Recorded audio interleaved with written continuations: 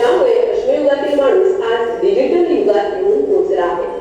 माणसाने जी काही स्वप्ने त्याच्या जीवितासाठी किंवा भौतिकासाठी पाहिली ती प्रत्यक्षात आणण्याची ताकद उपयोगात आलेले ज्ञान म्हणजे विज्ञान. विज्ञान म्हणजे निरीक्षण व चिकित्सक प्रयोगातून पद्धतशीर आणि